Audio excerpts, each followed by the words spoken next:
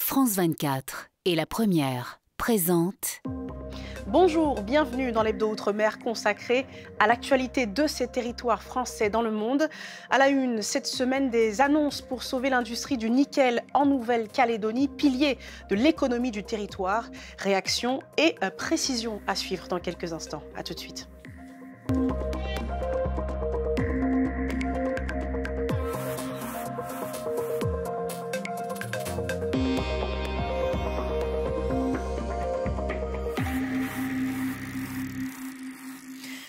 On commence à Mayotte avec cette nouvelle destruction d'habitat illégal. Cette semaine, 137 cases ont été détruites à Amouro, sur la commune de Bandrélé. Ce lundi, un important dispositif a été déployé sur place. Si l'opération devait avoir lieu il y a 2 ans, de nombreux décasés se sont dit pris au dépourvu. Leïla Zelouma, Mayotte La Première. Au petit matin, l'arrivée des bulldozers a surpris les habitants de ce bidonville de Bandrélé. Leurs cases, 137, ont été détruites. Non alertés de cette opération commanditée par la préfecture, les occupants accusent le coup et pointent la responsabilité du maire. On s'attendait à ce que le maire nous trouve un logement avant de nous faire partir d'ici. Mais cette brutalité nous prend de court. 50 familles vivaient ici, il faut désormais les reloger. Une solution d'habitat temporaire leur a été proposée par la préfecture, mais l'idée ne fait pas l'unanimité. On a une famille qui a accepté, donc ça fait probablement 30-40 personnes. On va continuer tout au long de la journée à faire ces propositions-là. Ce qui est important, c'est d'y aller progressivement. Il faut bien faire comprendre à ces familles que la solution du relogement temporaire pour ensuite retrouver une situation normale, elle est importante. Et donc c'est tout le travail à la fois de la préfecture et des services. Quelques-unes de ces parcelles de terrain appartiennent à des particuliers. Des projets immobiliers et touristiques devraient y voir le jour. Mais les méthodes employées ne passent pas, même auprès de certains propriétaires. Ça fait 40 ans que j'attends cette opération. Ici, il était prévu un grand projet touristique qui est toujours en cours et en vigueur. On a engagé beaucoup de fonds. C'est malheureux de voir qu'aujourd'hui, il y a un décasage, alors que si on avait fait le projet touristique, on aurait pu faire travailler même ces gens-là. Malheureusement, ni la mairie, ni les riverains, personne n'est au courant de ce qui se passe ici. La préfecture annonce 9 interventions de décasage, en plus de celles prévues par l'opération de lutte contre la délinquance et l'immigration illégale, ou Embouchou 2. Dans le dossier du nickel en Nouvelle-Calédonie, le gouvernement local prend des mesures financières pour tenter d'éviter le crash et préserver les quelques 15 000 emplois de l'industrie minière. Les syndicalistes saluent ces mesures d'urgence nécessaires. Le détail avec Aïta Talaou, Franck Vergès et Brice Bachon. 900 salariés vont bénéficier du chômage partiel. Une mesure transitoire mais salvatrice pour ceux et celles qui sont directement impactés. Avec cela, la possibilité de reporter les dettes fiscales ou d'étaler le remboursement des crédits, le collectif des sous-traitants est plus apaisé. Nous sommes satisfaits parce que toutes les propositions que le collectif avait faites sont énumérées dans ce communiqué de presse. Toutefois, aujourd'hui, nous resterons extrêmement vigilants parce que faire des annonces, c'est bien. Maintenant, il faut mettre les actes avec ces annonces. Les industriels sont appelés à payer leurs charges patronales suspendues depuis novembre dernier. Les industriels aujourd'hui, de par l'État, doivent payer leurs charges patronales sur le trimestre, qui est pour pouvoir justement payer et honorer la dette qu'ils ont envers la CAFAT. Et la CAFAT, avec ses recettes, doit financer le chômage partiel pour tous les salariés qui ont perdu leur emploi. Le secteur de la métallurgie faisait vivre directement ou indirectement 25% des Calédoniens et était alors le premier employeur du pays. Mais depuis l'an dernier, d'autres filières souffraient aussi d'une situation critique. Le nickel est dans une situation très alarmante, notamment par le nombre de personnes qui sont concernées. Mais le BTP, le commerce, les agriculteurs le sont tout autant. Il ne faut pas faire de différenciation. L'aide spécifique est prévue pour 3 mois, possiblement 6, sous réserve de financement. Les syndicalistes espèrent une amélioration de la situation d'ici là. En Guyane, le nombre d'orpailleurs clandestins diminue avec la production d'or illégale, annonce des autorités locales. Alors certes, l'État marque des points dans la répression de l'orpaillage clandestin et ses conséquences, mais beaucoup reste à faire. Le dossier de l'Hebdo, Laurent Marot, avec Clotilde Séraphin-Georges. Jamais l'État n'avait autant infligé de pertes aux chercheurs d'or clandestins en Guyane. hausse de 71% en valeur des saisies et destructions de matériel, 35 millions en 2022, 61 millions l'an dernier.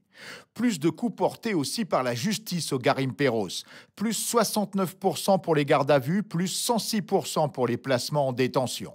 Résultat, le nombre de chercheurs d'or illégaux a baissé de près d'1 millier en 2 ans et on passe de 10,5 tonnes d'or pillées en 2021 à 7,5 tonnes l'an dernier. Mais les clandestins s'accrochent, on compte encore 400 chantiers illégaux en Guyane. Le phénomène continue de persister en Guyane à un niveau qu'on juge encore inacceptable et sur lequel il faut qu'on travaille pour arriver à le faire baisser. Pour le réduire, on sait bien qu'il y a le volet sécuritaire sur lequel on travaille, avec la mise en œuvre éventuellement de capacités différentes, mais aussi la mise en œuvre de tactiques ou de stratégies différentes qui répondent à l'adaptation de nos adversaires. Il y a aussi l'insécurité générée en forêt par l'orpaillage illégal, une vingtaine de meurtres l'an dernier, soit un tiers des homicides sur le territoire. Il y a énormément de règlements de compte entre orpailleurs illégaux sur des conflits soit de territoire, soit juste des conflits purement interpersonnels liés à l'alcool, à la drogue. C'est un milieu effectivement extrêmement dangereux où, évidemment, sur les sites d'orpaillage illégal, il n'y a aucun contrôle, à part la loi du plus fort. L'orcotrafic est en train de prendre une ascendance sur le territoire guyanais. Il faut le stopper. C'est quoi l'orcotrafic? L'orpaillage clandestin et tout ce qui gravite autour. Tout ce qui gravite autour. Aujourd'hui, nous, en tant qu'opérateurs miniers, vous imaginez, on est en train de se dire, à quand notre tour? Braquage. Braquage. On est là, on travaille tous les jours et on se dit, quand est-ce qu'ils vont venir? C'est pas normal. La gendarmerie assure avoir fait baisser le nombre de bandes armées en forêt en occupant les sites clandestins les plus productifs, d'Orlin à Maripasoula ou encore Grande Usine dans le secteur de la Prouane. Le temps s'est arrêté entre ciel et terre pour ce septuagénaire qui n'a pas froid aux yeux. Ancien militaire et paraplégique depuis 20 ans, Rosaire a pu retrouver les sensations fortes du saut en parachute en tandem qu'il avait lui-même autrefois pratiqué. Patrick Smith, Laurent Josse. On est à 4000 mètres d'altitude. Rosaire, 73 ans, paraplégique, s'élance en tandem avec Jérôme dans le vide pour 40 secondes de chute libre à 200 km/h, puis 10 minutes d'évolution sous voile.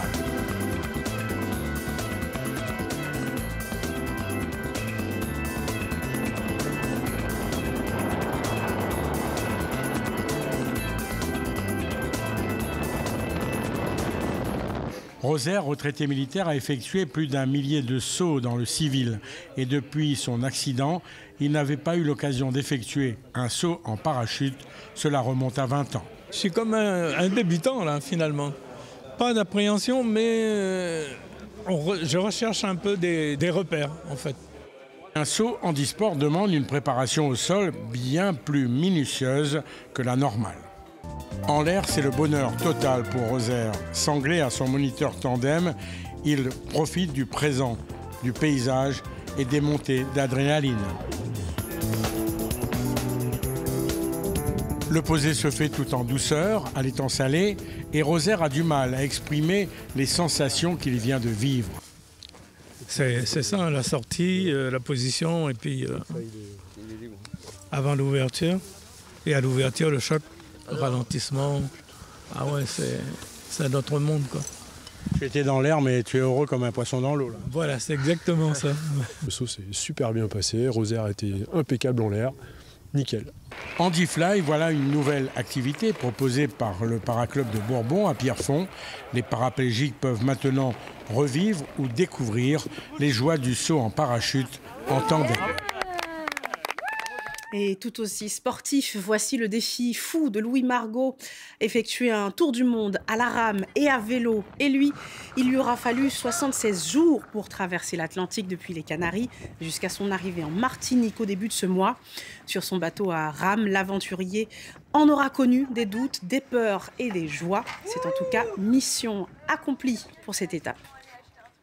Et pour finir, intéressons-nous à ce savoir-faire ancestral sur l'île des Pins, en Nouvelle-Calédonie. La fabrication des pirogues. Un atelier était proposé au programme des vacances apprenantes pour préparer la relève avec les plus jeunes. Alban Lucien.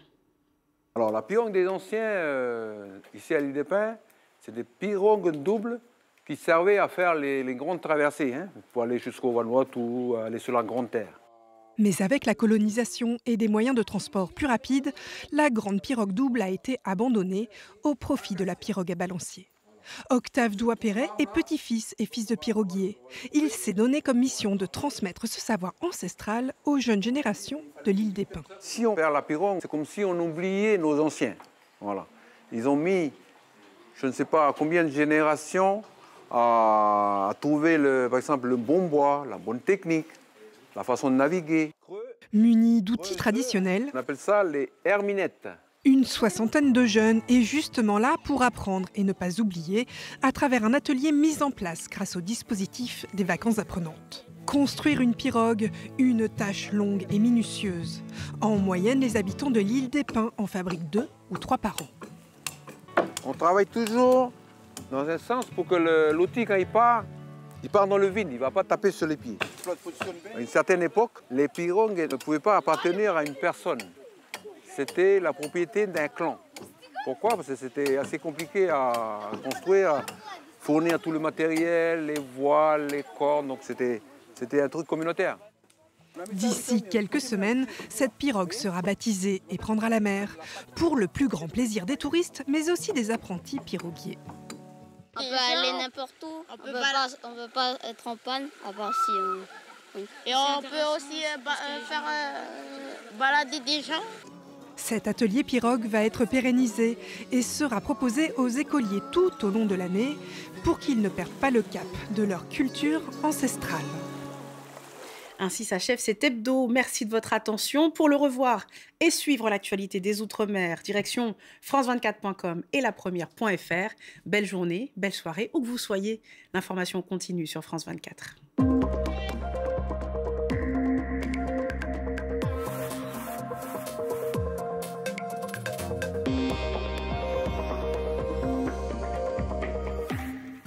Alors que le monde s'apprête à célébrer la Journée internationale des droits des femmes, Actuel continue de vous parler de celles et ceux qui se battent pour l'égalité entre les hommes et les femmes. Pas seulement un jour par an, mais chaque semaine. Rejoignez Laure Manin dans Actuel, l'émission des femmes qui font bouger le monde.